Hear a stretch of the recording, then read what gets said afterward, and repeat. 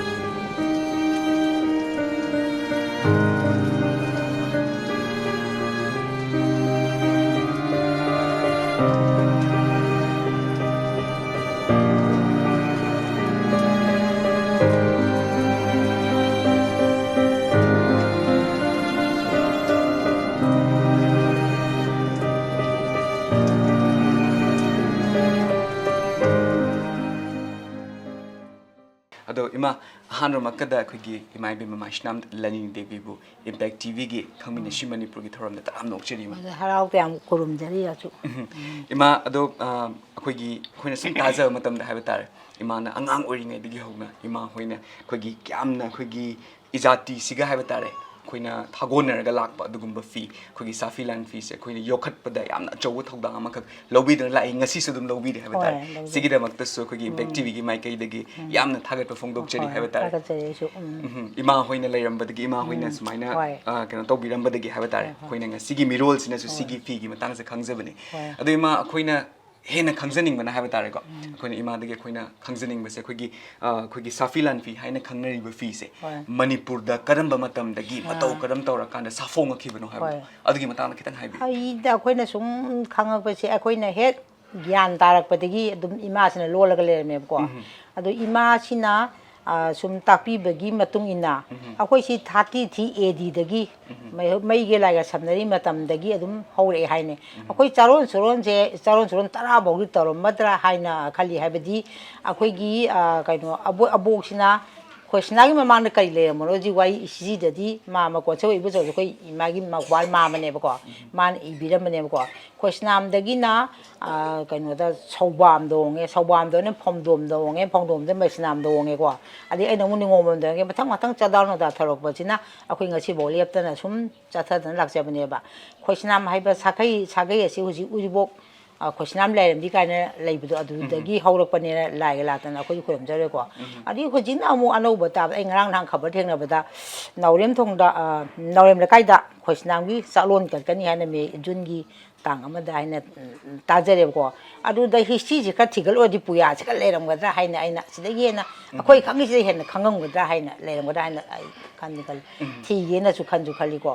ꯍꯥꯏꯕꯗꯤ ꯋꯥꯔꯤ ꯄꯔꯤꯡ ꯑꯃ ꯊꯝꯃꯝꯕ ꯍꯥꯏꯁꯤ ꯍꯥꯏꯗꯤ ꯇꯨꯡꯒꯤ ꯃꯤꯔꯝ ꯆꯠꯅ ꯑꯉꯥꯡ ꯅꯨꯄꯤ ꯃꯌꯥꯝꯅ ꯈꯪꯅ ꯍꯧꯕꯤꯗꯕꯗ ꯊꯝꯅꯤꯡꯕ ꯋꯥꯈꯜꯁꯦ ꯑꯃ ꯄꯣꯛꯆꯔꯤꯑꯕꯀꯣ ꯑꯗꯒꯤ ꯍꯟꯗꯛꯅ ꯑꯃꯨꯛ ꯈꯣꯏꯁꯅꯥꯝꯗ ꯆꯠꯄ ꯃꯇꯝꯗꯅ ꯑꯩꯈꯣꯏꯅ ꯀꯩꯅꯣ ꯅꯥꯎꯊꯤꯡꯒꯣꯟꯅꯦ ꯄꯦꯇꯉꯥꯅꯦ ꯊꯕꯥꯟꯊꯣꯟꯅꯤ ꯍꯥꯏꯅ ꯈꯟꯅ ꯂꯩꯖꯕꯁꯤꯗ ꯑꯗꯒꯤ ꯄꯦꯇꯉꯥꯒꯤ ꯅꯨꯄꯤ ꯃꯥꯒꯤ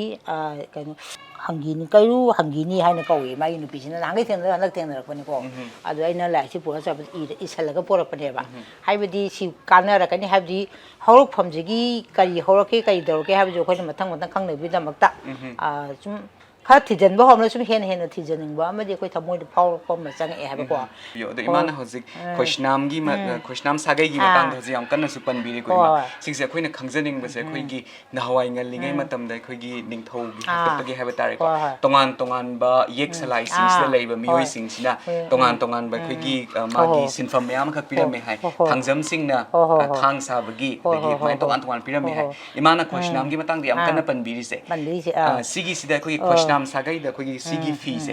ꯁꯤꯒꯤꯁꯦ ꯑꯩꯈꯣꯏꯅ ꯁꯤꯟꯅꯕꯤꯔꯝꯕ꯭ꯔꯥ ꯀꯃꯥꯏꯅ ꯇꯧꯅꯣ ꯑꯗꯨꯒꯤ ꯃꯇꯥꯡꯁꯨ ꯍꯥꯏꯕꯤꯌꯨ ꯍꯣꯏ ꯃꯩꯗꯤꯡꯉꯨ ꯂꯣꯌꯨꯝꯕ ꯁꯤꯡꯅꯦꯟꯒꯤ ꯃꯇꯝꯗ ꯁꯣꯔ ꯂꯤꯁꯤꯡ 1800 ꯁꯨꯞꯅ 70 1912ꯗ ꯄꯥꯟꯈꯤꯕ ꯃꯅꯤꯄꯨꯔꯒꯤ ꯅꯤꯡꯊꯧ ꯑꯣꯏꯅ ꯄꯥꯟꯕ ꯃꯇꯝꯗ ꯃꯥꯒꯤ ꯌꯨꯝꯅꯥꯛ ꯈꯨꯟꯗꯒꯤ ꯃꯁꯥ ꯃꯁꯥꯒꯤ ꯁꯤꯟꯐꯝ ꯑꯃꯃꯝ ꯄꯤꯔꯝꯃꯤꯗꯅꯀꯣ ꯊꯥꯡꯖꯝꯗꯅ ꯊꯥꯡ ꯁꯥꯎ ꯀꯣꯟꯖꯝꯗꯅ ꯀꯣꯜ ꯂꯤꯛ ꯁꯥꯎ ꯂꯩꯁꯥꯡꯊꯦꯝꯗꯅ ꯀꯣꯜ ꯂꯤꯛ ꯁꯥꯕꯁꯤꯅ ꯅꯪ ꯀꯣꯟꯖꯝ ꯑꯣꯜꯂꯣ ꯀꯥꯏꯅ ꯑꯩꯅ ꯈꯕꯔꯗ ꯊꯦꯡꯅꯕꯗ ꯑꯃ ꯊꯦꯡꯅꯈ꯭ꯔꯦꯕꯀꯣ ꯃꯥꯏ ꯁꯤꯟꯅꯦꯟ ꯃꯇꯨꯡ ꯏꯟꯅ ꯑꯗꯨꯗꯒꯤ ꯑꯩꯈꯣꯏ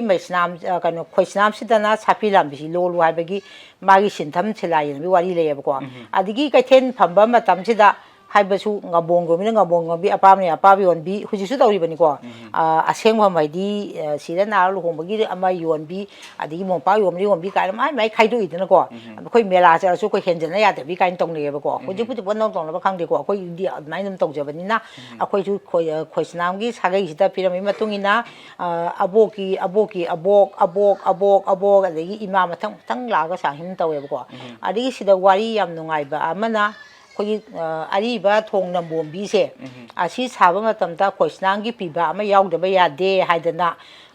ꯈꯣꯏꯁꯅꯥꯝꯒꯤ ꯏꯄꯨ ꯆꯥꯎꯕꯁꯦ ꯃꯣꯏ ꯈꯣꯏꯁꯅꯥꯝ ꯃꯈꯩ ꯀꯤꯗꯅ ꯂꯣꯏ ꯂꯣꯠ ꯆꯦꯟꯈ꯭ꯔꯦ ꯍꯥꯏꯌꯦ ꯑꯗꯩ ꯏꯄꯨ ꯇꯣꯝꯕꯁꯦ ꯐꯥꯔꯒ ꯆꯦꯛꯇꯨꯝ ꯑꯃ ꯍꯥꯞꯍꯜꯂꯒ ꯃꯥꯁꯦ ꯌꯥꯝ ꯅꯨꯡꯉꯥꯏꯅ ꯄꯥꯟꯈꯤ ꯍꯥꯏꯕꯒꯤ ꯀꯩꯔꯨꯡꯐꯝ ꯄꯤꯗꯅ ꯅꯨꯡꯉꯥꯏꯅ ꯄꯥꯜꯂꯝꯃꯤ ꯍꯥꯏꯕꯒꯤ ꯋꯥꯔꯤꯁꯨ ꯂꯩꯌꯦꯕꯀꯣ ꯑꯗꯒꯤ ꯃꯥꯒꯤ ꯃꯆꯨ ꯀꯩꯅꯣꯁꯤꯅ ꯃꯥꯒꯤ ꯅꯨꯄꯤꯁꯤꯅ ꯃꯣꯏꯔꯥꯡꯃꯌꯨꯝ ꯅꯤꯉꯣꯜꯅꯤ ꯃꯣꯏꯔꯥꯡꯃꯌꯨꯝ ꯅꯤꯉꯣꯜꯁꯤꯅ ꯀꯩꯅꯣꯗ ꯋꯣꯡꯉꯦ ꯑꯩꯈꯣꯏ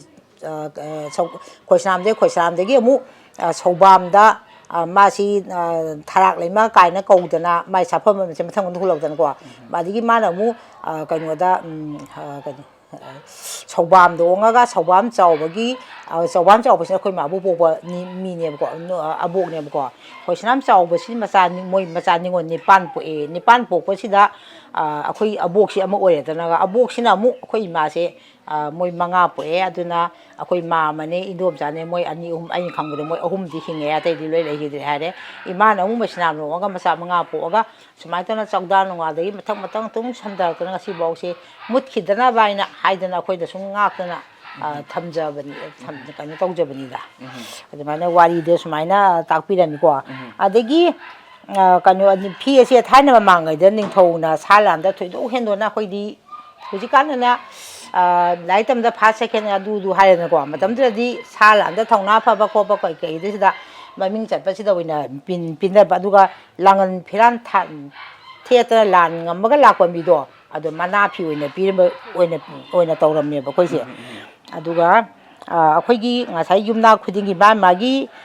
ꯁꯤꯟꯐꯝꯗ ꯌꯦꯜꯂꯤ ꯍꯥꯏꯅ ꯑꯩ ꯃꯃꯥꯡꯗꯨ ꯄꯟꯖꯈ꯭ꯔꯦꯀꯣ ꯑꯁꯤꯒꯤ ꯃꯅꯨꯡ ꯑꯁꯤꯗ ꯑꯩꯈꯣꯏꯒꯤ ꯈꯣꯏꯁꯅꯥꯝ ꯍꯥꯏꯕꯁꯤꯗ ꯄꯦꯇꯉꯥ ꯍꯥꯏꯕ ꯌꯨꯝꯅꯥꯛꯁꯤꯗ ꯄꯦꯇꯉꯥ ꯍꯧꯖꯤꯛꯀꯤ ꯈꯣꯏꯁꯅꯥꯝ ꯍꯥꯏꯕꯁꯤꯗꯅꯦꯀꯣ ꯄꯦꯇꯉꯥ ꯍꯥꯏꯅ ꯀꯧꯕꯤ ꯄꯦꯇꯉꯥ ꯑꯃꯁꯨꯡ ꯊꯕꯥꯟꯗꯣꯟ ꯀꯧꯕꯤ ꯅꯨꯄꯤ ꯃꯤ ꯑꯣꯏ ꯂꯥꯏ ꯇꯧꯕ ꯂꯩꯔꯝꯃꯦꯕ ꯑꯗꯨꯅ ꯃꯣꯏꯅ ꯂꯥꯏ ꯂꯧꯗꯨꯅ ꯃꯣꯏꯁꯦ ꯃꯤ ꯑꯣꯏ ꯂꯥꯏ ꯑꯣꯏꯗꯨꯅ ꯑꯗꯨꯝ ꯏꯃꯨꯡꯗꯨꯅ ꯃꯣꯏꯗꯤ ꯑꯗꯨꯝ ꯂꯩꯔꯝꯕ ꯖꯥꯠꯅꯤꯗ ꯑꯗ ꯏꯕꯨꯙꯧ ꯑꯁꯤꯒꯤ ꯂꯥꯏꯅꯤꯡꯊꯧ ꯅꯥꯎꯊꯤꯡꯈꯣꯡꯅ ꯄꯥꯍꯪꯕꯗ ꯑꯩꯈꯣꯏ ꯆꯔꯩ ꯐꯤ ꯊꯠꯂꯕꯗꯤ ꯁꯥ ꯊꯣꯛꯄ ꯀꯠꯀꯗꯕꯅꯤ ꯍꯥꯏꯕ ꯑꯗꯒꯤ ꯇꯝꯐꯥꯗꯣ ꯃꯆꯨ ꯄꯦꯇꯉꯥꯔ ꯀꯠꯂꯒꯅ ꯀꯩꯅꯣ ꯉꯥ ꯊꯣꯛꯄ ꯀꯠꯀꯗꯕꯅꯤ ꯀꯥꯏꯅ ꯂꯥꯏꯔꯤꯛꯁꯤꯗ ꯍꯥꯏꯐꯦꯠ ꯇꯥꯛꯄꯤꯔꯝꯃꯦꯕꯀꯣ ꯏꯃꯥ ꯃꯈꯥ ꯇꯥꯅ ꯑꯩꯈꯣꯏꯅ ꯑꯃꯨꯛ ꯈꯪꯖꯅꯤꯡꯕ ꯃꯇꯝꯗ ꯍꯥꯏꯕ ꯇꯥꯔꯦꯀꯣ ꯏꯃꯥꯒꯤ ꯁꯝꯂꯞꯄ ꯕꯥꯏꯑꯣꯗꯥꯇꯥ ꯏꯃꯥꯁꯦ ꯍꯧꯖꯤꯛ ꯀꯔꯤ ꯂꯝꯗ ꯂꯩꯕꯤꯔꯤ ꯑꯗꯒꯤ ꯏꯃꯥꯒꯤ ꯏꯆꯥꯅꯨꯄꯤ ꯑꯃꯁꯨ ꯂꯩ ꯍꯥꯏꯗꯅ ꯇꯥꯛꯄꯤꯀꯣ ꯑꯗꯨꯒꯤ ꯃꯇꯥꯡ ꯑꯗꯨꯒꯤ ꯁꯝꯂꯞꯄ ꯕꯥꯏꯑꯣꯗꯥꯇꯥ ꯑꯝꯇꯪ ꯍꯥꯏꯕꯤꯌꯨ ꯑꯩꯁꯤ ꯋꯥꯡꯈꯩ ꯌꯣꯡꯅꯥ ꯂꯩꯔꯛꯇ ꯂꯩꯈꯤꯗ꯭ꯔꯕ ꯃꯁꯤꯅꯥꯝ ꯏꯕꯣꯍꯜ ꯄꯥꯕꯨꯡꯒꯤ ꯃꯃꯤꯡꯅꯀꯣ ꯏꯃꯥꯅ ꯐꯝꯗꯣꯟ ꯅꯤꯉꯣ ꯃꯁꯤꯅꯥ ꯑꯣꯡꯕꯤ ꯀꯥꯏꯅ ꯍꯥꯏꯗꯕꯤ ꯏꯃꯥꯁꯨ ꯏꯁꯇꯦ ꯑꯦꯋꯥꯔꯗꯤꯅꯤ ꯑꯩꯈꯣꯏ ꯏꯆꯤꯟ ꯏꯅꯥꯎ 5 ꯄꯣꯛꯏ ꯅꯨꯄꯤ 3 ꯅꯨꯄꯥ 2 ꯍꯧꯖꯤꯛ ꯅꯨꯄꯤ 2 ꯅꯨꯄꯥ ꯑꯃ ꯂꯩꯈꯤꯗ꯭ꯔꯦ ꯏꯕꯨꯡ ꯑꯃꯒ ꯑꯇꯣꯝꯕꯗꯨꯒ ꯑꯩꯒꯗ ꯉꯥꯏꯁꯜꯂꯛꯑꯦ ꯑꯗꯒꯤ ꯑꯩꯒꯤ ꯏꯅꯥꯎꯅꯨꯄꯤ ꯑꯇꯣꯝꯕꯁꯤ ꯈꯥꯕꯝ ꯂꯝꯈꯥꯏꯗ ꯍꯣꯡꯉꯤ ꯃꯍꯥꯛꯁꯤꯅ ꯌꯦꯡꯀꯣꯛꯐꯝꯗ ꯄꯤꯌꯣ ꯀꯨꯃꯥꯔꯅ ꯑꯗꯨ ꯃꯥꯁꯨ ꯏꯁꯇꯦ ꯑꯦꯋꯥꯔꯗꯤꯅꯤ ꯑꯗꯒꯤ ꯑꯩ ꯏꯅꯝꯃ ꯑꯇꯣꯝꯕꯤ ꯍꯧꯖꯤꯛ ꯂꯩꯔꯤꯁꯨ ꯃꯦꯔꯤꯠ ꯑꯦꯋꯥꯔꯗꯤꯅꯤ ꯑꯩꯈꯣꯏꯒꯤ ꯄꯥꯕꯨꯡꯒꯤ ꯄꯣꯛꯄ ꯏꯅꯦꯕꯦꯝꯃꯅꯁꯨ ꯃꯥꯁꯨ ꯃꯦꯔꯤꯠ ꯃꯥꯅ ꯐꯤ ꯁꯥꯕꯗ ꯐꯪꯉꯝꯕꯒꯤ ꯃꯥꯏ ꯁꯥꯔꯇꯤꯐꯤꯀꯦꯠ ꯑꯃ ꯍꯟꯗꯛ ꯊꯦꯡꯅꯖꯩꯑꯕꯀꯣ ꯑꯗꯒꯤ ꯑꯩ ꯏꯁꯥꯁꯨ 2005-6ꯗ ꯃꯦꯔꯤꯠ ꯑꯦꯋꯥꯔꯗ ꯐꯪꯉꯦ 89ꯗ ꯏꯁꯇꯦ ꯑꯦꯋꯥꯔꯗ ꯐꯪꯉꯦ 2019ꯗꯅ ꯅꯦꯁꯅꯦꯜ ꯑꯦꯋꯥꯔꯗ ꯐꯪꯉꯦꯀꯣ ꯑꯗꯨꯃꯥꯏꯅ ꯇꯧꯗꯅ ꯆꯥꯗꯥ ꯁꯝꯊꯔꯛꯄꯁꯤꯅ ꯃꯊꯪ ꯀꯣ ꯃꯨꯠꯈꯤꯗ꯭ꯔꯥ ꯃꯥꯡꯈꯤꯗ꯭ꯔꯥ ꯀꯩꯗꯧꯗꯒꯦ ꯑꯩꯅꯅꯦ ꯏꯃꯥꯁꯤ ꯂꯩꯇ꯭ꯔ ꯃꯇꯨꯡꯗ ꯑꯩꯁꯨ ꯑꯍꯜ ꯑꯣꯏꯁꯜꯂꯛꯑꯦꯀꯣ ꯑꯩ ꯃꯇꯨꯡꯗ ꯀꯅꯥ ꯇꯧꯕꯤꯍꯧꯒꯗꯒꯦꯅ ꯑꯩꯁꯦ ꯀꯣ ꯑꯍꯤꯡ ꯅꯨꯡꯊꯤꯜ ꯅꯥꯏꯗꯒꯤ ꯈꯟꯕ ꯑꯃ ꯆꯪꯉꯦꯕ ꯍꯥꯏꯕꯗꯤ ꯎꯄꯨꯗ ꯁꯨꯝ ꯇꯥꯔꯒ ꯂꯩꯍꯧꯗꯣꯏ ꯅꯠꯇ꯭ꯔꯥ ꯄꯣꯠꯁꯤ ꯁꯨꯝ ꯂꯩꯍꯧꯗꯣꯏ ꯅꯠꯇ꯭ꯔꯥ ꯑꯗꯨ ꯑꯣꯏꯗꯤ ꯍꯥꯏꯕꯗ ꯑꯩ ꯁꯨꯝ ꯇꯧꯕ ꯑꯩꯅ ꯏꯆꯥꯅꯨꯄꯤꯁꯦ ꯁꯨꯝ ꯍꯥꯏꯕ ꯃꯥꯅ ꯃꯃꯥ ꯑꯩꯔꯁꯤ ꯀꯩꯅꯣ ꯍꯥꯏ ꯑꯗꯒꯤ ꯊꯋꯥꯏꯁꯤ ꯅꯨꯡꯉꯥꯏꯈꯤꯕ ꯑꯃ ꯌꯥꯎꯔꯤꯕꯀꯣ ꯍꯥꯏꯗꯤ ꯑꯩꯈꯣꯏꯗꯤ ꯁꯤ ꯁꯨꯔꯒ ꯅꯣꯝꯃꯒ ꯇꯧꯔꯒ ꯑꯩꯈꯣꯏ ꯄꯥꯕꯨꯡ ꯆꯍꯤ 19 ꯁꯣꯜꯂꯝꯃꯤ ꯑꯗꯨꯒ ꯐꯤꯁꯦ ꯏꯃꯥꯒ ꯏꯆꯦꯒ ꯏꯃꯥ ꯑꯩꯈꯣꯏ ꯑꯍꯨꯝꯅ ꯅꯨꯡꯇꯤꯒꯤ ꯕꯖꯥꯔꯗ ꯐꯤ ꯑꯃꯃꯝ ꯌꯣꯟꯕꯤꯅꯦꯕ ꯃꯇꯝꯗꯤ ꯐꯤꯁꯦ ꯂꯨꯄꯥ 25000 ꯂꯣꯏ ꯄꯤꯔꯝꯃꯤ ꯍꯧꯖꯤꯛꯇꯤ 2,200 ꯌꯧꯔꯦꯗꯅꯀꯣ ꯑꯗꯨꯒ ꯑꯗꯨꯃꯥꯏꯅ ꯇꯧꯗꯅ ꯑꯩꯁꯦ GB ꯀꯣꯂꯦꯖ ꯇꯝꯃꯝꯃꯤ ꯄꯤꯌꯨꯁꯤꯗ ꯑꯗꯨ ꯄꯨꯡ 13 ꯃꯈꯥꯏꯗ ꯑꯉꯥꯡꯅꯕꯨ ꯊꯥ ꯂꯣꯏꯔꯦ ꯍꯧꯔꯦ ꯍꯜꯂꯒ ꯅꯨꯡꯗꯥꯡ ꯑꯉꯥꯡꯅꯕꯨ ꯁꯨꯝꯕ ꯊꯥꯕ ꯊꯥꯔꯦ ꯑꯗꯨ ꯅꯨꯡꯗꯥꯡꯗ ꯏꯃꯥꯒ ꯏꯆꯦꯒꯅ ꯑꯉꯧꯕ ꯂꯣꯜꯂꯒ ꯅꯨꯡꯇꯤꯒꯤ ꯑꯗꯨꯝ ꯂꯣꯜꯂꯒ ꯂꯥꯛꯄ ꯑꯗꯨꯅꯤꯗ ꯑꯩꯈꯣꯏꯁꯤ ꯌꯥꯝ ꯋꯥꯅ ꯍꯧꯖꯔꯛꯑꯦ ꯍꯥꯏꯇꯥꯏ ꯁꯝꯅ ꯍꯥꯏꯔꯕꯗ ꯌꯥꯝ ꯅꯨꯡꯉꯥꯏꯖꯩ ꯏꯃꯥ ꯑꯗꯣ ꯏꯃꯥ ꯁꯤꯟꯐꯝ ꯈꯨꯗꯤꯡꯃꯛꯁꯦ ꯑꯩꯈꯣꯏꯒꯤ ꯑꯣꯖꯥ ꯒꯨꯔꯨ ꯅꯥꯏꯕ ꯌꯥꯝꯅ ꯏꯝꯄꯣꯔꯇꯦꯟꯠ ꯑꯣꯏꯅ ꯑꯗꯨꯃꯥꯏꯅ ꯈꯪꯖꯩ ꯏꯃꯥꯒꯤ ꯁꯤ ꯐꯥꯎꯕꯒꯤ ꯖꯔꯅꯤꯁꯤꯗꯗꯤ ꯇꯣꯉꯥꯟ ꯇꯣꯉꯥꯟꯕ ꯑꯣꯖꯥ ꯒꯨꯔꯨ ꯃꯌꯥꯝ ꯑꯃꯁꯨ ꯂꯩꯔꯝꯒꯗꯕ ꯃꯥꯜꯂꯤ ꯏꯃꯥ ꯍꯣꯏꯅ ꯉꯁꯥꯏꯗꯒꯤ ꯇꯥꯛꯄꯤꯔꯤꯕ ꯁꯤꯒꯨꯝꯕ ꯍꯤꯁꯇ꯭ꯔꯤꯒꯤ ꯃꯇꯥꯡ ꯑꯁꯤꯒꯁꯦ ꯑꯩꯈꯣꯏꯅ ꯁꯤꯗꯗꯤ ꯑꯩꯈꯣꯏꯅ ꯃꯅꯤꯄꯨꯔ ꯌꯨꯅꯤꯚꯔꯁꯤꯇꯤꯒꯨꯝꯕ ꯑꯆꯧꯕ ꯑꯩꯈꯣꯏꯅ ꯃꯍꯩ ꯇꯝꯐꯝ ꯁꯪꯁꯤꯗ ꯍꯥꯏꯕ ꯇꯥꯔꯦ ꯁꯤꯒꯤ ꯐꯤꯁꯤꯒꯤ ꯔꯤꯁꯔꯁ ꯇꯧꯕꯁꯦ ꯂꯣꯏꯕꯁꯨ ꯅꯥꯏꯒꯗꯕꯁꯨ ꯃꯥꯟꯗꯦ ꯏꯃꯥ ꯍꯣꯏꯅ ꯉꯁꯤ ꯂꯤꯚꯤꯡ ꯂꯦꯖꯦꯟ ꯑꯃ ꯑꯣꯏꯅ ꯁꯨꯃꯥꯏꯅ ꯄꯨꯊꯣꯛꯄꯤꯔꯛꯏꯅꯦ ꯑꯗꯣ ꯏꯃꯥ ꯑꯩꯈꯣꯏꯅ ꯑꯃꯨꯛ ꯈꯪꯖꯅꯤꯡꯕꯁꯦ ꯑꯩꯈꯣꯏꯒꯤ ꯑꯣꯖꯥ ꯒꯨꯔꯨꯁꯤꯡꯁꯦ ꯁꯤꯗꯤ ꯀꯅꯥ ꯑꯣꯖꯥ ꯒꯨꯔꯨꯁꯦ ꯍꯥꯏꯗꯤ ꯑꯩꯕꯨ ꯄꯣꯛꯄ ꯏꯃꯥꯅ ꯃꯔꯨ ꯑꯣꯏꯅ ꯂꯩꯔꯦꯗꯅ ꯑꯗꯒꯤ ꯏꯃꯥ ꯄꯣꯛꯄ ꯑꯕꯣꯛ ꯊꯥꯡꯃꯩꯕꯟ ꯍꯤꯖꯝ ꯗꯦꯋꯥ ꯂꯩꯀꯥꯏꯗ ꯂꯩꯌꯦꯕ ꯁꯋꯥꯝ ꯂꯥꯏꯔꯦꯝꯕꯤꯒꯤꯗ ꯑꯗꯨꯗ ꯑꯩꯈꯣꯏꯒꯤ ꯏꯟꯗꯣꯝꯆꯥ ꯑꯩꯈꯣꯏ ꯑꯕꯣꯛ ꯁꯨꯝ ꯎꯔꯛꯄ ꯏꯃꯥ ꯃꯔꯨ ꯑꯣꯏꯅ ꯑꯩꯈꯣꯏ ꯏꯃꯥꯁꯤ ꯇꯥꯔꯦꯅꯦ ꯑꯩꯈꯣꯏꯒꯤꯗꯃꯛꯇꯗꯤ ꯏꯃꯥꯁꯤꯅ ꯄꯣꯛꯄꯗꯒꯤ ꯑꯗꯨꯝ ꯂꯣꯛꯄꯅ ꯑꯩꯈꯣꯏꯅ ꯈꯪꯕꯗ ꯂꯪ ꯐꯥꯏꯕ ꯇꯝꯕꯅꯤ ꯂꯪꯆꯥꯛ ꯆꯥꯛꯑꯅꯤ ꯁꯨꯝ ꯇꯧꯕ ꯁꯨꯝ ꯂꯣꯝꯕ ꯑꯗꯩ ꯁꯨꯝ ꯑꯗꯨꯝ ꯍꯩꯈꯤꯕ ꯍꯥꯏꯇꯥꯔꯦꯀꯣ ꯑꯗꯨꯃꯥꯏꯅ ꯇꯧꯔꯒ ꯁꯨꯃꯥꯏꯅ ꯇꯧꯅ ꯑꯗꯨꯝ ꯂꯣꯜꯂꯛꯑꯦ ꯑꯗꯒꯤ ꯑꯩ ꯏꯆꯥꯅꯨꯄꯤꯁꯤꯁꯨ ꯑꯗꯨꯝ ꯑꯩꯈꯣꯏꯅ ꯂꯣꯜꯂ ꯃꯣꯏꯁꯨ ꯁꯨꯕ ꯇꯥꯕ ꯃꯃꯥꯁꯨꯗꯤ ꯃꯆꯥ ꯁꯨ ꯇꯥꯕ ꯅꯠꯇ꯭ꯔꯥ ꯑꯗꯨꯅ ꯃꯥꯁꯨ ꯑꯗꯨꯝ ꯂꯣꯟꯕ ꯍꯩꯗꯅ ꯃꯥꯏ ꯃꯅꯦꯝꯕꯣꯛꯁꯨ ꯂꯣꯟꯈ꯭ꯔꯦ ꯍꯧꯖꯤꯛ ꯐꯤꯒ ꯄꯣꯔꯛꯏꯅꯤ ꯑꯗꯣ ꯑꯩ ꯏꯇꯣꯟꯗ ꯂꯨꯉꯝꯕꯗꯤ ꯑꯩꯈꯣꯏ ꯐꯤ ꯃꯤ 14 ꯑꯩꯈꯣꯏ ꯊꯕꯛ ꯁꯨꯃꯤꯟꯅꯔꯤꯑꯕ ꯑꯁꯤꯅ ꯅꯣꯡꯄꯣꯛ ꯁꯦꯡꯃꯥꯏ ꯌꯧꯏ ꯑꯗꯒꯤ ꯐꯤ ꯁꯥꯕꯤꯁꯤꯅ ꯅꯣꯡꯄꯣꯛ ꯁꯦꯡꯃꯥꯏ ꯁꯥꯔꯦꯀꯣ ꯑꯗꯒꯤ ꯍꯧꯖꯤꯛ ꯕꯥꯁꯤꯈꯣꯡ ꯃꯊꯪ ꯊꯣꯡꯖꯨ ꯑꯗꯒꯤ ꯀꯣꯡꯄꯥꯟ ꯐꯤ ꯁꯥꯕꯁꯦ ꯑꯗꯒꯤ ꯀꯣꯏꯔꯦꯡꯈꯨꯟ ꯁꯤꯒꯨꯝꯕꯁꯦ ꯀꯣꯏꯔꯦꯡꯈꯨꯟꯗ ꯁꯥꯔꯦ ꯑꯗꯣ ꯀꯣꯟꯗ ꯁꯥꯕꯁꯨ ꯌꯥꯏ ꯀꯣꯟ ꯁꯥꯕꯗ ꯈ꯭ꯋꯥꯡ ꯁꯥꯕꯗꯤ ꯁꯨꯝ ꯃꯥꯟꯗꯦ ꯈ꯭ꯋꯥꯡꯁꯤꯅ ꯑꯗꯨꯝ ꯂꯥꯛꯆꯔꯤ ꯄꯥꯒꯦꯔꯥ ꯀꯣꯠꯀꯦꯔꯥ ꯐꯖꯒꯦꯔꯥ ꯊꯤꯔ ꯈ꯭ꯋꯥꯡꯁꯤꯅ ꯑꯗꯨꯝ ꯂꯥꯛꯆꯗꯅ ꯑꯗꯨꯝ ꯂꯥꯛꯑꯦꯕꯀꯣ ꯍꯟꯗꯛꯀꯤ ꯂꯥꯟ ꯃꯇꯥꯡꯒꯁꯦ ꯑꯩꯈꯣꯏ ꯀꯤꯒ ꯆꯪꯉꯛꯄꯅꯦ ꯐꯤꯔꯧ ꯆꯦꯜꯂꯤꯅꯤ ꯃꯣꯏꯅ ꯀꯥꯞꯄꯛꯀꯅꯤ ꯀꯥꯞꯆꯔꯁꯅꯨ ꯐꯤ ꯂꯧꯍꯧꯔ ꯂꯣꯏꯔꯦ ꯑꯗꯨꯁꯨ ꯑꯩꯈꯣꯏꯒꯤ ꯊꯥꯖꯖꯕ ꯑꯃ ꯊꯃꯣꯏꯁꯦ ꯂꯩꯖꯩꯑꯕ ꯑꯩꯁꯤ ꯌꯥꯝ ꯋꯥꯔꯣꯕ ꯄꯩꯁꯥ ꯑꯝꯇ ꯂꯩꯔꯅꯣ ꯃꯁꯤꯁꯦ ꯑꯩꯈꯣꯏ ꯁꯅꯥꯝ ꯂꯥꯟꯃꯤ ꯏꯕꯦꯝꯃ ꯑꯩ ꯀꯃꯥꯏꯅ ꯇꯧꯅꯤ ꯂꯥꯏꯁꯨ ꯀꯥꯏ ꯂꯩꯅꯣ ꯈꯪꯄꯣꯟꯗꯦꯀꯣ ꯑꯩ ꯄꯨꯛꯅꯤꯡ ꯅꯤꯡꯖꯕ ꯋꯥꯅꯤ ꯏꯃꯥ ꯍꯣꯏ ꯅꯤꯡꯉꯝꯃꯦꯅ ꯏꯃꯥ ꯍꯣꯏ ꯏꯅꯥꯎꯅꯨꯄꯤ ꯂꯩꯉꯩꯗꯤ ꯃꯣꯏꯗꯤ ꯂꯥꯏ ꯈꯣꯏꯔꯝꯕ ꯑꯗꯨ ꯆꯠꯄ ꯐꯤꯒꯕ ꯌꯥꯝ ꯆꯠꯂꯝꯃꯦꯕꯀꯣ ꯑꯗꯨꯗꯒꯤ ꯃꯣꯏ ꯂꯩꯈꯤꯕꯗꯒꯤ ꯃꯨꯠꯈꯤꯕ ꯇꯥꯔꯦ ꯍꯥꯏꯗꯅ ꯆꯍꯤ 5 ꯇꯧꯁꯦ ꯑꯩꯅ ꯂꯥꯏ ꯈꯣꯝꯕꯁꯦ ꯂꯥꯏ ꯃꯐꯝꯗ ꯆꯠꯄ ꯍꯧꯔꯛꯄꯅꯦꯕ ꯑꯗꯨꯅ ꯍꯦꯛ ꯑꯩꯅ ꯁꯨꯃꯥꯏꯅ ꯋꯥꯔꯦ ꯀꯃꯥꯏꯅ ꯇꯧꯅꯤꯡꯉꯦ ꯍꯥꯏꯅ ꯑꯩꯈꯣꯏ ꯅꯤꯡꯕ ꯈꯣꯏꯔꯝꯕꯁꯤꯗ ꯐꯤ ꯑꯗꯨꯝ ꯂꯩꯕ ꯂꯥꯛꯄꯖꯥꯠꯅꯤ ꯅꯣꯏ ꯊꯥꯖꯗ ꯇꯧꯅ ꯁꯤꯗ ꯑꯣꯏꯗꯕ ꯇꯧꯕꯁꯨ ꯌꯥꯗꯦ ꯑꯣꯏꯗꯕ ꯇꯧꯕꯗꯨꯃ ꯐꯤ ꯑꯗꯨꯝ ꯃꯄꯨꯟꯁꯤ ꯂꯣꯟ ꯐꯪꯉꯔꯣꯏ ꯉꯝꯃꯔꯣꯏ ꯑꯩꯉꯣꯟꯗ ꯅꯝꯊꯥꯛ ꯇꯧꯔꯛꯄꯅꯤ ꯈꯪꯗꯦ ꯑꯃ ꯍꯨꯔꯥꯟꯈꯤꯕꯅꯤ ꯈꯪꯗꯦ ꯑꯃ ꯇꯧꯕ ꯑꯗꯨꯝ ꯌꯥꯔꯔꯣꯏ ꯁꯤ ꯐꯤꯁꯦ ꯑꯩꯈꯣꯏꯁꯨ ꯌꯥꯝ ꯀꯤꯖꯅ ꯑꯗꯒꯤ ꯄꯗꯃꯁ꯭ꯔꯤ ꯑꯦꯋꯥꯔꯗꯤ ꯀꯩꯅꯣꯗꯒꯤ ꯏꯔꯝꯃꯨ ꯉꯁꯨꯝꯗꯒꯤ ꯑꯣꯖꯥ ꯒꯧꯔꯒꯦꯁꯣꯔꯗꯣ ꯑꯗꯨꯅ ꯃꯦꯔꯥ ꯍꯧ ꯆꯣꯡꯕꯗ ꯃꯥꯁꯤ ꯂꯥꯛꯑꯦ ꯑꯩꯈꯣꯏ ꯃꯦꯂꯥ ꯐꯝꯃꯤꯉꯩꯗ ꯑꯗꯨꯅ ꯏꯕꯦꯝꯃ ꯅꯪ ꯐꯤꯁꯦ ꯈꯨꯗꯒꯤ ꯍꯦꯟꯗ ꯑꯩꯈꯣꯏꯒꯤ ꯈꯨꯗꯒꯤ ꯁꯨꯃꯥꯏꯅ ꯌꯦꯡꯕꯗ ꯁꯤꯗꯤ ꯈꯨ ꯃꯈꯥꯗꯤ ꯍꯣꯏ ꯍꯔꯦ ꯔꯥꯃ ꯍꯔꯦ ꯀ꯭ꯔꯤꯁꯅ ꯀꯥꯏꯅ ꯊꯥꯕ ꯂꯩꯗ꯭ꯔꯥ ꯍꯤꯟꯗꯨꯒꯤꯗ ꯑꯗꯨꯃꯥꯏꯅ ꯇꯧꯗꯅ ꯁꯤꯒꯤ ꯂꯥꯏꯒꯤ ꯃꯌꯦꯛꯅꯤ ꯅꯪ ꯈꯨꯗꯒꯤ ꯍꯦꯟꯗꯒꯅꯨ ꯐꯅꯦꯛ ꯁꯦꯠꯀꯅꯨ ꯍꯥꯏꯌꯦꯕꯀꯣ ꯑꯗꯨ ꯐꯅꯦꯛꯇꯣ ꯑꯩꯈꯣꯏ ꯐꯅꯦꯛ ꯁꯦꯝꯃꯤ ꯑꯗꯨꯁꯨ ꯄꯦꯇꯔꯟ ꯃꯌꯦꯛꯇꯤ ꯍꯣꯡꯗꯣꯛꯑꯦ ꯑꯗꯨꯒ ꯋꯥꯎ ꯑꯗꯨꯗ ꯑꯩꯈꯣꯏꯅ ꯑꯁꯤꯗ ꯍꯥꯞꯄꯤꯕ ꯀꯩꯅꯣꯁꯦ ꯑꯩꯈꯣꯏ ꯀꯨꯔꯥꯀ ꯍꯥꯞꯆꯜꯂꯦ ꯌꯦꯟ ꯍꯥꯞꯆꯜꯂꯦ ꯑꯗꯨꯒ ꯐꯅꯦꯛ ꯃꯑꯣꯡ ꯇꯥꯅꯕꯗꯤ ꯁꯦꯝꯃꯒ ꯃꯌꯦꯛꯃꯗꯤ ꯑꯁꯨꯕꯗꯤ ꯃꯌꯦꯛ ꯑꯁꯦꯡꯕꯗꯨꯗꯤ ꯑꯗꯨꯝ ꯑꯩꯈꯣꯏꯅ ꯃꯥꯒꯤ ꯁꯤꯀ꯭ꯔꯦꯠꯁꯤꯗꯨ ꯃꯦꯟꯇꯦꯟ ꯇꯧꯔꯒ ꯊꯝꯕ ꯍꯥꯏꯕ ꯇꯥꯔꯦ ꯌꯥꯗꯦ ꯌꯥꯝ ꯅꯨꯡꯉꯥꯏꯖꯩ ꯏꯃꯥ ꯃꯈꯥ ꯇꯥꯅ ꯑꯃꯨꯛ ꯑꯩꯈꯣꯏꯅ ꯑꯃꯨꯛ ꯈꯪꯖꯅꯤꯡꯕꯁꯦ ꯏꯃꯥ ꯑꯩꯈꯣꯏꯒꯤ ꯉꯁꯥꯏꯗꯒꯤꯁꯨ ꯍꯤꯁꯇ꯭ꯔꯤꯒꯤ ꯃꯇꯥꯡꯗ ꯃꯌꯥꯝ ꯇꯥꯛꯄꯤ ꯑꯩꯈꯣꯏꯗꯁꯨ ꯉꯁꯤ ꯈꯪꯗꯕ ꯅꯣꯂꯦꯖ ꯃꯌꯥꯝ ꯑꯃꯈꯛꯁꯨ ꯑꯩꯈꯣꯏꯅ ꯉꯁꯤ ꯇꯥꯟꯖꯟꯖꯍꯧꯔꯦ ꯍꯥꯏꯕ ꯇꯥꯔꯦ ꯑꯗꯣ ꯏꯃꯥ ꯑꯩꯈꯣꯏꯅ ꯑꯃꯨꯛ ꯈꯪꯖꯅꯤꯡꯕꯁꯦ ꯊꯥꯏꯅꯒꯤ ꯃꯇꯝꯗꯒꯤ ꯍꯧꯅ ꯁꯨꯃꯥꯏꯅ ꯇꯧꯔꯀꯥꯟꯗ ꯂꯩꯔꯛꯂꯤꯕ ꯑꯩꯈꯣꯏꯒꯤ ꯐꯤꯁꯤꯡꯁꯦ ꯑꯩꯈꯣꯏꯅ ꯉꯁꯤꯃꯛ ꯍꯧꯖꯤꯛ ꯎꯕ ꯃꯇꯝꯗꯗꯤ ꯑꯩꯈꯣꯏ ꯇꯣꯉꯥꯟ ꯇꯣꯉꯥꯟꯕ ꯃꯆꯨ ꯃꯃꯦꯜ ꯀꯌా ꯑꯃꯈꯛ ꯊꯣꯛꯂꯀꯥꯟꯗ ꯍꯥꯏꯕ ꯇꯥꯔꯦ ꯌꯥꯝꯅ ꯃꯁꯛ ꯅꯥꯏꯕ ꯌꯥꯝꯅ ꯐꯖꯕ ꯑꯃꯁꯨꯡ ꯌꯥꯝꯅ ꯃꯇꯤꯛ ꯃꯌꯥꯏ ꯀꯟꯕ ꯑꯗꯨꯒꯨꯝꯕ ꯐꯤ ꯑꯃ ꯑꯣꯏꯅ ꯎꯔꯤꯕ ꯑꯗꯣ ꯅꯍꯥꯟꯋꯥꯏꯒꯤ ꯃꯇꯝꯗꯗꯤ ꯑꯩꯈꯣꯏꯒꯤ ꯁꯤꯒꯤ ꯃꯆꯨꯒꯨꯝꯕ ꯃꯌꯥꯝꯁꯤꯗꯤ ꯑꯩꯈꯣꯏꯅ ꯍꯧꯖꯤꯛ ꯑꯥꯔꯇꯤꯐꯤशिꯌꯦꯜꯂꯤ ꯁꯪꯕꯁꯤ ꯂꯩꯇꯕꯅꯤꯅ ꯀꯔꯝꯕ ꯃꯑꯣꯡꯗ ꯁꯤꯒꯤ ꯃꯆꯨꯁꯦ ꯑꯩꯈꯣꯏꯅ ꯈꯪꯉꯛꯄꯗꯒꯤꯅꯦ ꯑꯃꯨꯕꯁꯤꯒꯤ ꯑꯃꯨꯕꯅꯦ ꯑꯌꯨꯡꯕꯅ ꯃꯌꯨꯡ ꯀꯥꯔꯦꯀꯣ ꯑꯃꯨꯕꯅꯦ ꯑꯉꯥꯡꯕꯅꯦ ꯑꯁꯪꯕꯅꯦ ꯑꯉꯧꯕꯅꯦ ꯑꯗꯒꯤ ꯅꯥꯄꯨꯅꯦ ꯃꯣꯏ ꯃꯉꯥꯁꯦ ꯑꯃꯨꯕꯅ ꯃꯁꯥꯒꯤ ꯃꯌꯨꯡ ꯂꯩꯖꯈ꯭ꯔꯦ ꯂꯣꯝꯅ ꯃꯆꯨ ꯃꯔꯤ ꯆꯪꯉꯦꯕ ꯑꯉꯧꯕꯅꯦ ꯅꯥꯄꯨꯅꯦ ꯑꯁꯪꯕꯅꯦ ꯑꯉꯥꯡꯕꯅꯦ ꯃꯣꯏ ꯃꯔꯤꯁꯤꯗꯤ ꯃꯆꯨ ꯐꯖꯩꯅꯒ ꯑꯃꯒ ꯍꯥꯞꯄꯗꯤ ꯍꯜꯂꯛꯄꯤꯖꯥꯠꯅꯤ ꯐꯤꯁꯦ ꯃꯣꯏ ꯂꯧ ꯌꯥꯗꯦ ꯑꯗꯒꯤ ꯑꯩꯈꯣꯏꯒꯤ ꯉꯁꯥꯏꯒꯤ ꯀꯩꯅꯣ ꯐꯥꯟꯇꯨꯞꯁꯤꯗꯕ ꯅꯥꯄꯨ ꯑꯁꯪꯕ ꯁꯤ ꯅꯥꯄꯨ ꯑꯣꯏꯗꯕꯅꯤ ꯁꯤ ꯂꯥꯜꯂꯤꯁꯦ ꯌꯦꯡꯉꯣꯗꯣ ꯁꯤ ꯁꯦꯝꯕ ꯇꯥꯔꯦ ꯁꯤ ꯑꯣꯟꯊꯣꯛꯄꯁꯨ ꯑꯣꯟꯅꯔꯨꯒ ꯌꯥꯝ ꯆꯥꯟꯅꯗꯦ ꯃꯣꯏ ꯇ꯭ꯔꯥꯏꯕꯦꯜꯁꯤꯅ ꯊꯤꯒꯠꯂꯤꯁꯤꯗꯤ ꯑꯔꯣꯏꯕꯤꯅꯤ ꯈꯤꯇꯪ ꯊꯤ ꯂꯣꯟꯕ ꯊꯤꯕꯅ ꯃꯈꯜ ꯑꯃꯅꯤꯀꯣ ꯑꯗꯨ ꯅꯠꯇꯕꯗ ꯃꯆꯨ ꯃꯃꯦꯟ ꯀꯩꯝꯇ ꯌꯥꯗꯦ ꯍꯥꯏꯅ ꯍꯧꯖꯤꯛ ꯏꯕꯨꯡꯉꯣ ꯑꯣꯏꯅ ꯏꯟꯇꯔꯚꯤꯌꯨ ꯂꯥꯛꯏꯁꯤꯗꯅꯦ ꯑꯩꯁꯨꯅꯦ ꯈꯪꯗꯕ ꯀꯌꯥ ꯑꯃ ꯑꯩ ꯊꯃꯣꯏꯁꯤꯗ ꯅꯤꯡꯖꯪꯉꯗ ꯈꯪꯕ ꯀꯌꯥ ꯑꯃ ꯍꯥꯏꯅꯤꯡꯕ ꯍꯥꯏꯗꯤ ꯍꯧꯖꯤꯛ ꯀꯣ ꯅꯩꯅ ꯑꯃꯤꯇ ꯊꯣꯛꯑꯦ ꯑꯗꯨ ꯇꯧꯔꯛꯑꯦꯕ ꯑꯩ ꯊꯃꯣꯏꯁꯤꯗ ꯌꯥꯝ ꯅꯨꯡꯉꯥꯏꯖꯩ ꯑꯗꯨꯒꯤ ꯅꯩꯅꯕꯗꯨꯁꯨ ꯌꯥꯝꯅ ꯃꯔꯨ ꯑꯣꯏꯅ ꯈꯟꯖꯩ ꯃꯈꯥ ꯇꯥꯅ ꯑꯃꯨꯛ ꯑꯩꯈꯣꯏ ꯇ꯭ꯔꯥꯚꯦꯜꯒꯤ ꯃꯇꯥꯡꯗ ꯑꯃꯨꯛ ꯑꯩꯈꯣꯏꯅ ꯄꯟꯕꯤꯔꯤꯀꯣ ꯏꯃꯥ ꯑꯩꯈꯣꯏꯅ ꯑꯃꯨꯛ ꯈꯪꯖꯅꯤꯡꯕꯁꯦ ꯑꯩꯈꯣꯏꯅꯁꯨ ꯑꯩꯅꯁꯨ ꯅꯤꯡꯁꯤꯡꯉꯛꯄ ꯍꯥꯏꯕ ꯇꯥꯔꯦ ꯑꯩꯈꯣꯏꯒꯤ ꯎꯈ꯭ꯔꯨꯜꯒꯤ ꯑꯦꯔꯤꯌꯥꯁꯤꯡꯁꯤꯗ ꯑꯩꯈꯣꯏꯒꯤ ꯇꯥꯡꯈꯨꯜ ꯏꯆꯤꯜ ꯏꯅꯥꯎꯁꯤꯡꯁꯤꯅꯁꯨ ꯃꯥꯒꯤ ꯂꯨꯍꯣꯡ ꯀꯩꯍꯣꯡꯕ ꯃꯇꯝꯁꯤꯗ ꯍꯥꯏꯕ ꯇꯥꯔꯦ ꯁꯤꯒꯤ ꯑꯩꯈꯣꯏꯒꯤ ꯐꯤꯁꯤꯒ ꯍꯥꯏꯔꯞ ꯃꯥꯟꯅꯕ ꯁꯤꯒꯤ ꯐꯤꯃꯛꯁꯨ ꯑꯣꯏꯕ꯭ꯔꯥ ꯍꯥꯏꯕꯗꯤ ꯑꯩ ꯈꯪꯖꯔꯨꯗ꯭ꯔꯦ ꯍꯥꯏꯔꯞ ꯃꯥꯟꯅꯕ ꯐꯤ ꯑꯃꯈꯛ ꯃꯣꯏꯅ ꯌꯥꯝꯅ ꯐꯖꯕ ꯃꯑꯣꯡꯗ ꯌꯥꯝꯅ ꯍꯔꯥꯎ ꯇꯌꯥꯝꯕ ꯏꯪꯂꯤꯁꯇꯒ ꯍꯥꯏꯔꯒ ꯃꯦꯔꯤ ꯃꯦꯀꯤꯡꯒꯤ ꯃꯇꯝꯁꯤꯗꯒ ꯁꯨꯃꯥꯏꯅ ꯌꯨꯁ ꯇꯧꯕ ꯑꯗꯨꯝꯕ ꯐꯤ ꯑꯃꯈꯛ ꯂꯩꯌꯦꯕꯀꯣ ꯁꯤꯒꯤ ꯑꯩꯈꯣꯏꯒꯤ ꯃꯩꯇꯩꯁꯤꯡꯒ ꯑꯃꯁꯨꯡ ꯆꯤꯡꯃꯤꯁꯤꯡꯁꯤꯒꯒꯤ ꯂꯪꯗꯥꯏ ꯑꯣꯏꯔꯤꯕ ꯁꯤꯒꯤ ꯐꯤꯁꯤꯗꯤ ꯑꯩꯈꯣꯏꯅ ꯃꯩꯇꯩꯁꯤꯡꯁꯤꯅ ꯁꯤꯖꯤꯟꯅꯔꯤꯕꯁꯤꯅ ꯇꯣꯉꯥꯟꯕ꯭ꯔꯥ ꯃꯣꯏꯅ ꯁꯤꯖꯤꯟꯅꯔꯤꯕꯁꯤꯅ ꯇꯣꯉꯥꯟꯕ꯭ꯔꯥ ꯀꯃꯥꯏꯅ ꯇꯧꯕꯅꯣ ꯍꯥꯏꯕꯁꯨ ꯍꯥꯏꯕꯤꯌꯨ ꯅꯠꯇꯦ ꯃꯣꯏꯅꯅꯦ ꯑꯩꯈꯣꯏ ꯁꯤ ꯌꯦꯡꯉ ꯂꯧꯈ꯭ꯔꯅꯤ ꯃꯣꯏꯅ ꯃꯣꯗꯤꯐꯥꯏ ꯇꯧꯋꯦ ꯉꯥꯒ ꯑꯁꯤꯗꯤ ꯉꯥ ꯃꯥꯟꯕ ꯖꯥꯠ ꯅꯠꯇꯦ ꯑꯩꯈꯣꯏ ꯁꯃꯨꯗ꯭ꯔ ꯂꯩꯕ ꯉꯥ ꯆꯣꯡꯕꯗꯣ ꯑꯗꯨ ꯃꯥꯜꯂꯦꯕꯀꯣ ꯑꯗꯒꯤ ꯐꯅꯦꯛꯀ ꯐꯤꯒ ꯁꯨꯠ ꯁꯦꯠꯂꯦ ꯑꯩꯈꯣꯏꯁꯨ ꯄꯤꯕꯁꯨ ꯃꯣꯏ ꯑꯣꯔꯗꯔ ꯊꯣꯛꯈ꯭ꯔꯦ ꯐꯅꯦꯛ ꯁꯦꯠꯄ ꯌꯥꯔꯔꯣꯏꯅ ꯑꯗꯨꯅ ꯐꯤ ꯃꯆꯥꯁꯤꯒ ꯐꯅꯦꯛꯁꯤꯒ ꯑꯩꯁꯨ ꯂꯩꯔꯝꯃꯦꯕꯀோ ꯁꯨꯠ ꯇꯧꯔꯒ ꯑꯗꯨ ꯌꯥꯝ ꯁꯦꯠꯄ ꯑꯗꯨ ꯍꯧꯖꯤꯛꯇꯤ ꯐꯅꯦꯛ ꯁꯦꯠꯄ ꯌꯥꯔꯔꯣꯏ ꯃꯣꯏ ꯑꯣꯔꯗꯔ ꯊꯣꯛꯈ꯭ꯔꯦ ꯁꯦꯠꯈꯤꯗꯔꯦ ꯑꯗꯨꯒ ꯍꯧꯖꯤꯛ ꯃꯣꯏꯅ ꯃꯣꯏꯒꯤ ꯁꯨꯃꯥꯏꯅ ꯖꯤꯡꯒ ꯌꯥꯝ ꯆꯠꯂꯣꯝꯅ ꯁꯦꯝꯖꯟꯕꯅꯤꯗ ꯃꯣꯏ ꯁꯦꯝꯃꯤꯗꯣ ꯑꯗꯨꯏꯁꯨ ꯅꯨꯃꯤꯠ ꯊꯥ ꯊꯋꯥꯟꯃꯤꯆꯥꯀꯁꯤ ꯖꯤꯒ ꯇꯧꯁꯟꯅ ꯑꯗꯨ ꯌꯥꯗꯦ ꯃꯣꯏꯅ ꯐꯖꯅꯕꯒꯤ ꯃꯤꯒꯤ ꯃꯤꯠꯌꯦꯡꯗ ꯐꯖꯕꯩ ꯋꯥꯗꯅꯤ ꯁꯤꯖꯤꯟꯅꯕꯗꯤ ꯍꯟꯖꯜꯂꯨꯔꯗꯤ ꯌꯥꯕ ꯄꯣꯠ ꯅꯠꯇꯦ ꯍꯥꯏꯅ ꯑꯗꯣ ꯑꯩꯉꯣꯟꯗꯁꯨ ꯂꯩ ꯁꯤꯠꯇꯕ ꯀꯌꯥ ꯑꯃ ꯀꯩꯊꯦꯜꯗꯁꯨ ꯀꯩꯊꯦꯜ ꯅꯨꯄꯤꯗꯨꯁꯨ ꯀꯩꯊꯦꯜꯗꯗꯤ ꯃꯌꯥꯝꯒꯤ ꯄꯨꯟꯐꯝꯅꯤꯅ ꯀꯩꯊꯦꯜ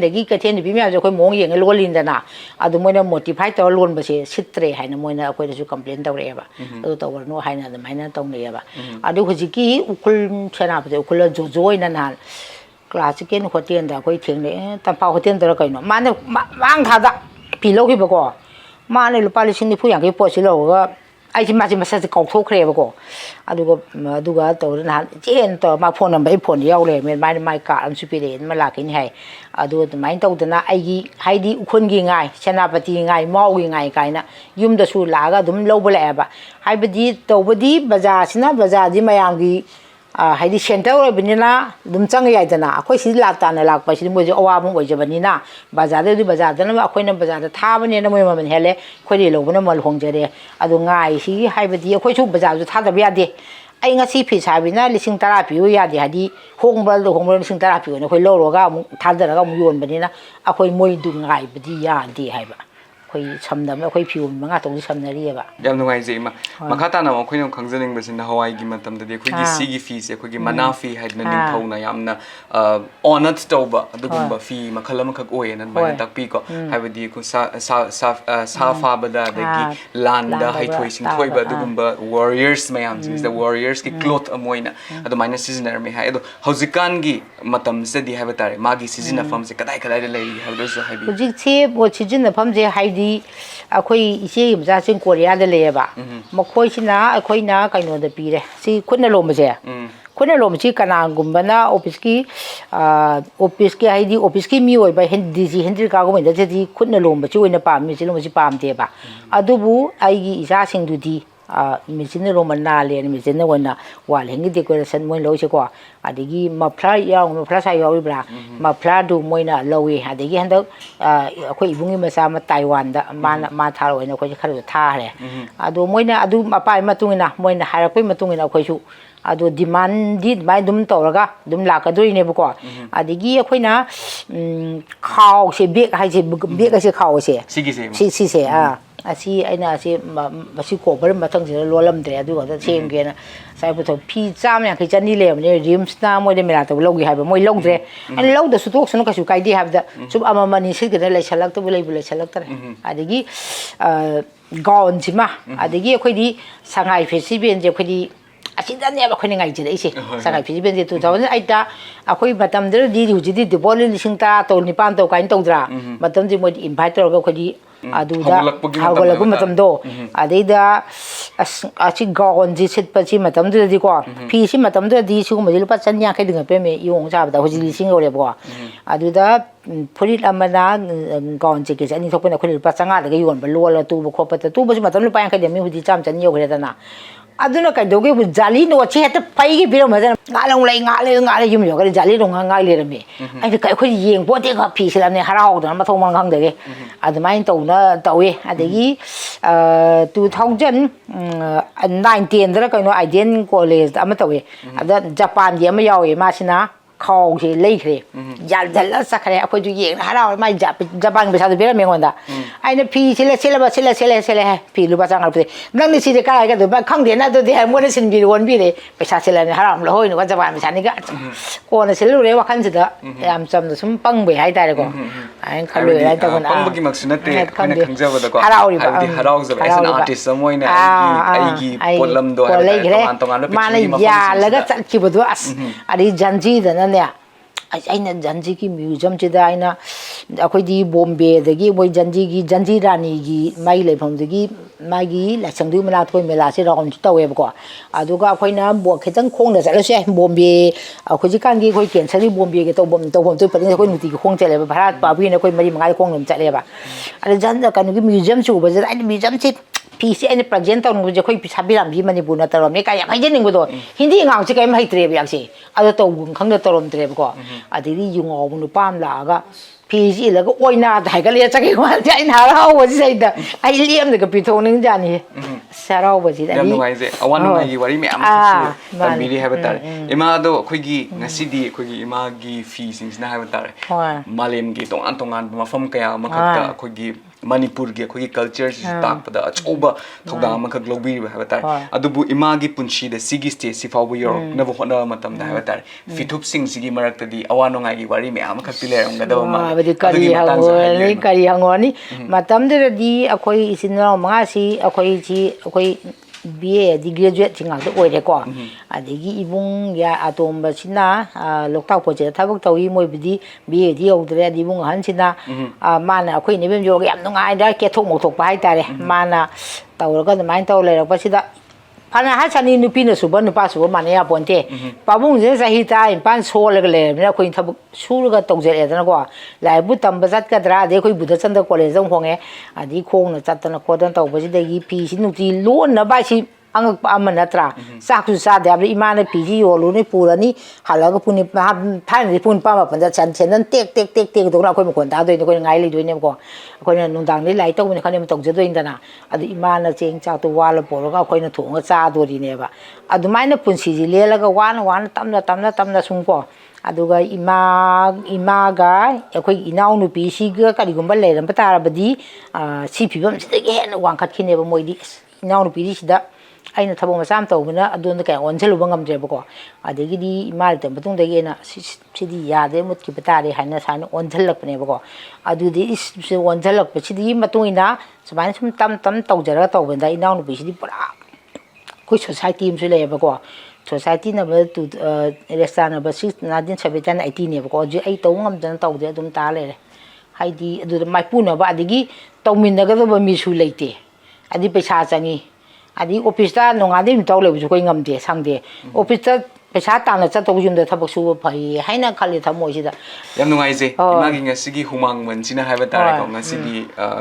si vabu gi stage se yogdana haiba tare mayam na koi tan tan adana haibdi imagi loksing sida bu loksan ja horaga di imagi loksing sida bu sumain tor kan da ekhoi gi societies da khoi samaj sida tanjan ja horadi hadna mayam se sumaina imabu tan jarak pa se haiba tare si simak imagi success singi manung da haiba tare mai pak singi manung da amakak poi hoi adegi kana gu na philor ba kayang kui regi hang pa yoi ko adu di ai khum ni ngak tera chawning e thabok che khoi chahi humra surok tro bani pok padi hona ra ga nga chi bibon je ai natra ai ngarang lo la nga chi ste wa phang he te ya bra hai bani da ai na hai ningi di ko adum tawraga tum tawraga noina biding ba pin de to khri suom to khri suru ga dum le jara ga no moi sura sa ga no do koi government na ha poi ma tu ni si tawre es ste wa ka chi di ai na thai ji adum huji chu ne se wa phangning ga dar phangoi khang de khoi hek thai go ma tung eren to ba hore ba ko adi ste wa su as phanyam thai di te phya ma cha ki nga chi bo khan bi da chat ta na lai ji nga chi phau ba adu moi ne paisa pe ga di sum chat wai ba yak te khang ba yam nungai je ima ado imagi sigi sinfam sida have tare ngasi fau bu da mioi ka ya this my thabak inkhang di pidi ba ka sumina gi lai akoi tara mu chi akoi se lai ba akoi mai manau pi ni indom ja che akoi khura akoi imagi manau pi ma cha ko akoi imagi makhura gi ma cha adegi naurem thong da moi ani sure moi dim moi madom cha nai ngasi koma le le du lak tare adegi phisa bi khwang cha bi moi ahum adi puri tu no pi kongpan da akoina kan ma nupa du lei khite du nupi sina ma cha hum poi to ep tha bani handak che adu ne ma che akoi gi chanthi che do adu yi ega than me puri se yi ega than tai nupa sina adu yeng nupi puri tu ba nu si dra chi bo ha ma cha om yu ngam da ma hona ga ma cha handak ngarang than tu ep tha bani phasib jan phange pau ta re aduga ai puri tu ba khopa ma la to bi ba adi phi sa ba ni ngom thong jaw no pok cheng mai adigi kan sabal le kai di pid sum khwang sa ba khwang sa ba ore su sa da ba yauri da na khoi je pi mate khoi sol gi mon da adu in ba ga tara mo san ba adigi mu maflar che ga sina khoi na sum ai na su ko le me kon thawon le te yon thokri ne ba isani yon za ba se yoning ma man yo me lang dang tang ga khuju mo ne chu ja ba ni na mi ngon pi dam ni na hong ai di ma ju ga honggal le kha tangan de ko adu mayam di se edo ne set kha loire mayam si loi bi bi de di na akoi luman hengar chu sum luman ma sa se chi sangon samu lo la ga dum puthok ba ya dra adegi kanu khoi gi mobile phone ham na ba ga se adegi asa le ngani ma ka ri akoi kanu gi file cover do si kan sa ba ga do ji ibungo si le de ka ya chu kan se ter mina khoi ju dukan ma phom mo de yum da sum le bi ni na khoi ji tawoi da bai tai ko haidi dukan ma khop na bazar de khang de pan thoi bi ne am phang thabadi ka ju ma chi di akhang na ba khana na lo lak cha wa ne ba adi mela cha ba kangbu hoi adi pan thoi bi kangbu na moi da lo ga tham ba yaw yama yaw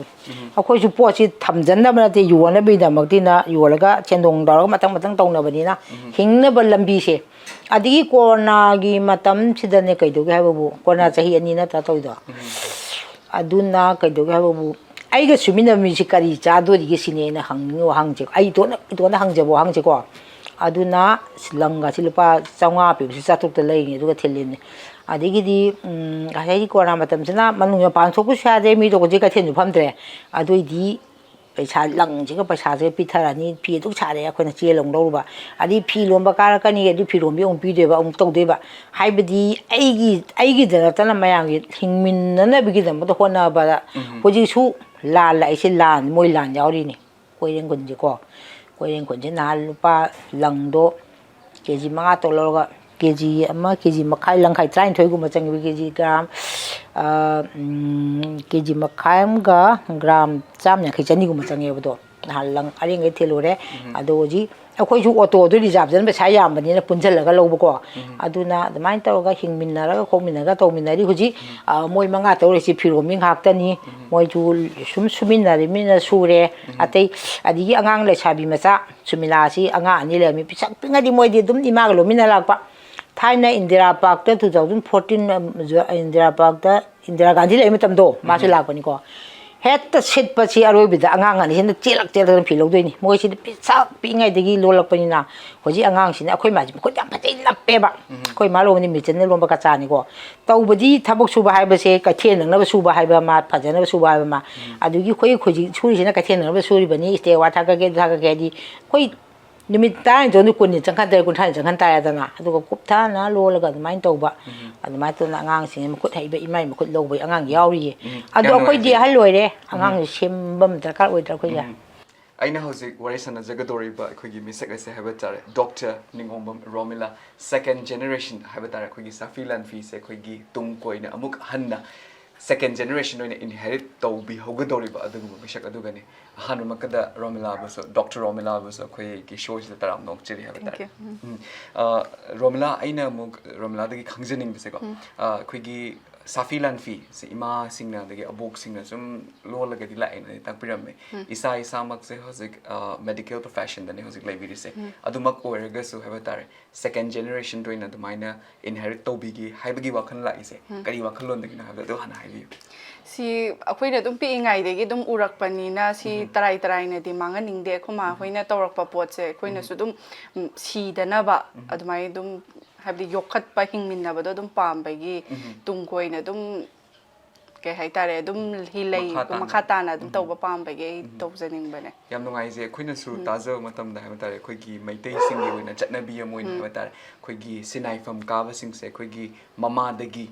magi machanu pi sing se oina samaina sinai fam se sinarame ha gi wakhalon ta matam se khoi gi safilan pi se yokhat pat na tana sigi sinai fam ka ba gi chatna bi su khoi gi romila khoi gi imung manung da samaina thambiram be se ta ba se yam nungai je ha tare makata na romla khoina mu khangjaning be se khoi gi growing up with safilan fi ha tare ko profound memories me ha makha imana doling ai da ngang ori ngai safilan fi ga dum naw yok naw kolaga homin na pagi memories me makha le ma kai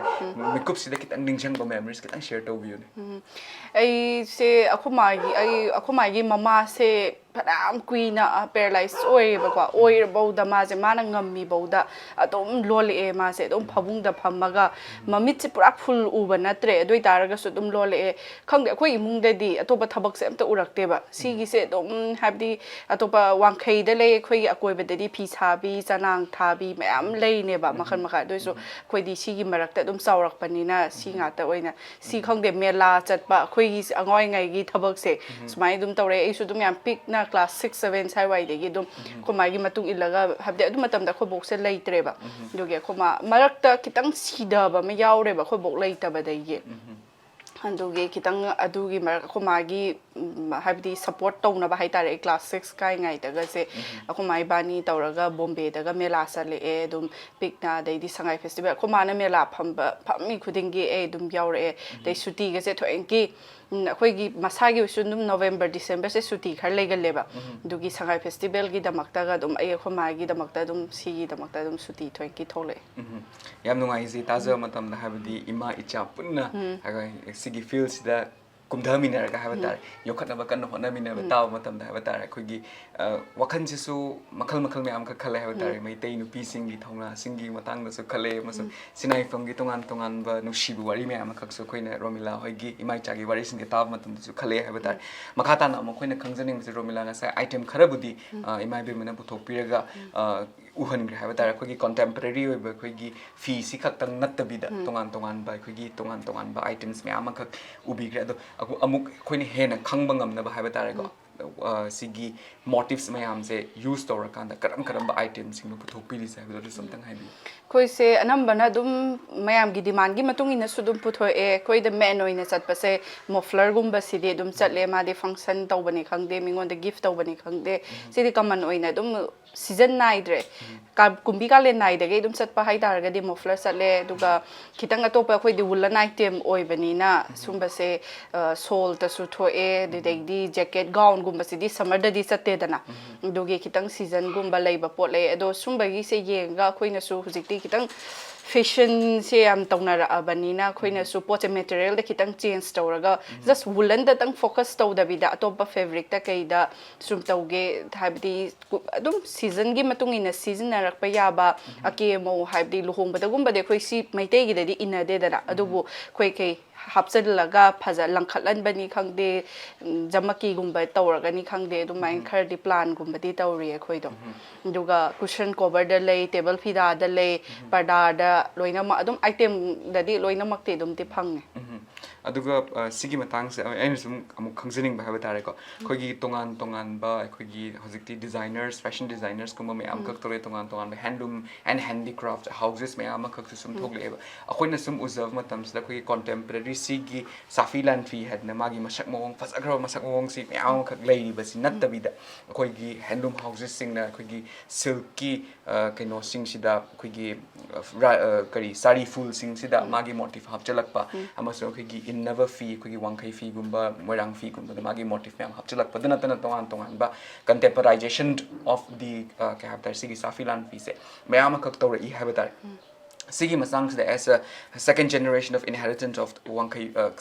kogi sigi safilan fee se sigi matang se kadi wakhalon di khanbi kadi wakhalon phongdo mi Kishu kai de da khale have the khoi promote ore gai pame dum market ta ha na di kishu am na khangam de ba safilam phi se ai gi imane vi friend circle da oi tar ga su ai gai am na close dinari ba mi khatang ne ba safilam phi se kai no khangi se overall oi na manipur da safilam phi se kai no se ha na di am thoi na khangam de du bo handak ti khar khangbi rak pa gi type da tawre kishu kai de sari da hap kera promote pu taw bi ra de khoi di market se am pi e ba khang da bani na pot se kai no khang da ni na adu bu me am na sum khangak pa de gi khoi da su market chawba mayam da su subado ai de nong promote tawba pa me he na su khangba dei di khoi sakhat pai je khoi gi makha da leiba simpi mayam su moi su senthok lambi oi ja doine sina market chawba se dum pa me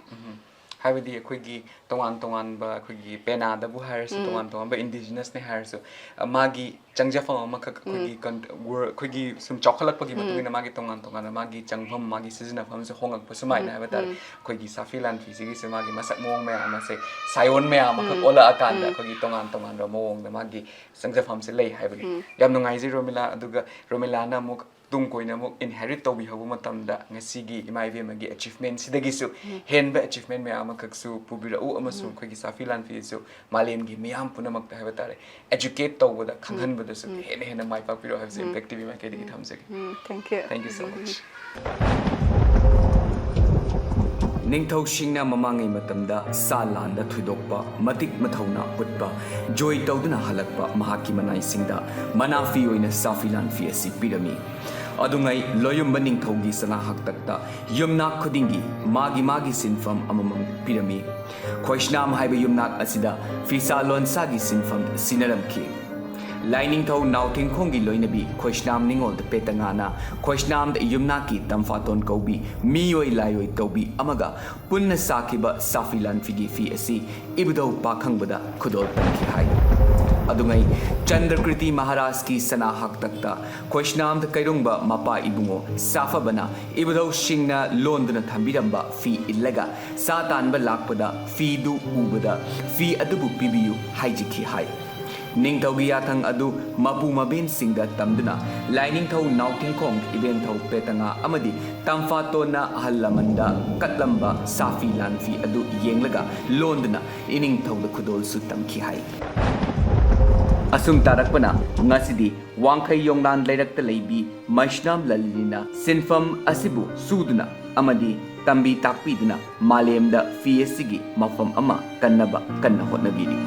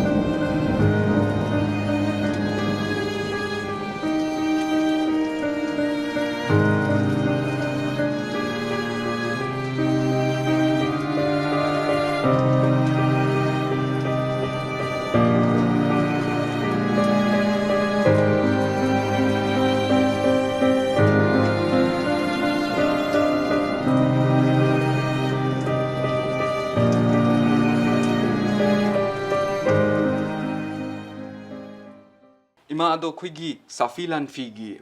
se khoi ne hek geng ma tam da ha ba fi si de khoi na tongan ba motif me ama khak tongan ba khoi embroidery me ama khak lo li ba se magi masak mong si su tak piu kari no ha du tak piu masum karam ba matam da gi si gi masak mong mayam se fi si da khoi leiteng oina natraga magi art ha ma ga loina hap ki bno ha da du matang sum tang tak piu hoi akhoi khosnam gi pai pu sina thambira mi matung ga lai ron de ko haibdi akhoi sagol ye ba samu ye ba ta ye ba thawm ta ye ba mayam si matung ina haibdi akhoi han haibada sagon asina athaina di lan to ba kai do ba matam da sagol si yaudra ipu sen takpi matung ina awang lambi mai kai lambi chingsang paring sem matam da sagona akhoi lan jen ba lambau pi ba kai nei dai aduda admane pi bi wari hai adi sagon se adi samu asina leiteng gi oina ju sijin nei ko leiteng hai badi akhoi na ai si ko bu ni hu ka le da ko bu ka ba matam da akhoi chai de budi samu chi ude moina ching mana to ko salaga kamna no ko salaga u so bo si bu chat bu uye ba ko tan de kiti maharaj aduna angau bo te khau samu pha ba ta kata maharaj be ga jan ko tan ko aduna angau bo samu to ko paksa mangi thori hai bi se akhoi pabung si sana na pok ni hai ba ko matam ma da lu hong matam da sana lei ma si je ma hap ta ba ya di hai dana akhoi ni bem se akhoi ni ulak pa da samu mathak tonga paisa chai chat level hong basi adu masu ure ko artha je anim thona thok pa yadra adigi wahong ase akhoi wahong je si oi de adu oi de ba si oi de ba wahong ji brahma je akhoi manipur tilam na tra kari haklak to no moina Durani rumah tam-tam bitogi haidra, adi wahong je koi Manipur tu upang jani wahong le mane ba. Wahong je koi Brahma rong ke koi Burmese green peacock haidra. Peacock haidra koi Indian peacock sina taba Burmese green peacock si oi adi akoi na no na moli chalam ni tumu jong mo tam da molang thumina in tha ba gi nga ting ting jo pha ba ya di kan ni le hoda akoi Manipur di phanam chalam ni ko adu da le hoba adu ma thobi lekta adu le hoba do adu ure ba ko akoi se adi gi mu kain sina ne iroi masi ko ye ba iroi masi sidi iroi degi samu del tho khoi instrument kya khoi ti biru u phang ro ji ja instrument oina nga maina to ba ko aduga sida wali se ga aina haiba ji wali ka amu khara khena bam leina nga thoiba si nga thoiba sina ne nang thing khong haiba ning thawa sina morang ningo lobi mayek ne haji moi sinu sinungon wali go ne loin to ko ta thoiba sina khuman ta se masa ta thoiba numit tha thoiba asina selowaga normal ne ba nusin mayek ne hai ko numit tha do numit na se ka thopi se den tha se adigi amu adigi kanu sina mayek ne hai ta thoiba sina khuman ning thogi masai go na nang thingkhong na khuman leba nusin ku mayek ne hai ko wahong ye ba sina luang ning thogi masai go de lei ngai da wahong hoji gi do wahong le do masai go de luang leba nusin mayek ne hai de iroi machi ye ba sina khalam ning thogi masai go da moi thup tan lei ngai da khalam ning thogi majai bi ma le chok lem ga nusin ku wari ni hai de phandup chana ye ba sina loyum ba loyumba nang chimpayam bugale ni asina loyumba ning thona nidung nu man hui mahak thakta thaba tampha khoibu tampha lai wi to bi tampha se asila laga tampha bulo hi me ni haina jmaina haibi de ko ta ye ba sina khosang gi thau singina khosang gi thau singina chalan chabata khangna na ba ye pani haidana adumaina takpirame adigi gamri singa sana haktakta i thau singa dana awang lambi sengoi da chingsang pareng na sagon lanjeng bagi sagon lanjeng haibi de ko yigli bini samu ye ba sina chande kiti maharaj angau ba thong phawi i ni smain haibi rame ko maram sina phi hi maminga se sapi la minar ka phimulan bi haina ju khangner me ko phimulan bi phimu akhoi museum da akhoi present toy ba museum sina ke subita na phi lege